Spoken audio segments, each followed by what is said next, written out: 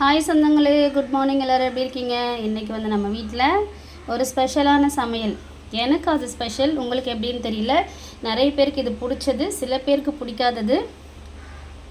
நான் வந்து என்ன சமைக்க போகிறேன் அப்படின்னா, முட்டை வந்து அவிச்சு வச்சுருக்கேன். அடுத்தது இங்கே பாருங்கள், கடைசியாக என்ன சமையல் அப்படின்னு நான் சொல்கிறேன். இது வந்து வெங்காயம் தக்காளி எல்லாம் ரெடி பண்ணி வச்சுருக்கேன். அடுத்தது கத்திரிக்காய், இன்னும் முருங்கைக்காய் வந்து கட் பண்ணல, முருங்கைக்காயும் சேர்த்துப்பேன். இதில் பூண்டு மிளகு இது வந்து இடித்து போடணும். குழம்பு கருவாடு இதை வந்து சுடுதண்ணியில் போட்டு வச்சுருக்கேன்.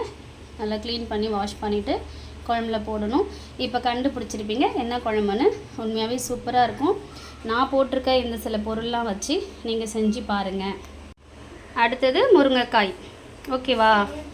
இந்த எல்லா பொருளும் வச்சு கருவாட்டு குழம்பு செஞ்சு பாருங்கள். கூட வந்து ஏதாவது காய் போடணுன்னா நீங்கள் போட்டுக்கலாம், இன்னும் டேஸ்ட்டாக இருக்கும். நான் வந்து இந்த காய்கறி மட்டும்தான் போட்டு கருவாட்டு குழம்பு வைப்பேன். முட்டையை வந்து அவிச்சு குழம்புல போட்டுருவேன். உண்மையாகவே சூப்பராக இருக்கும்.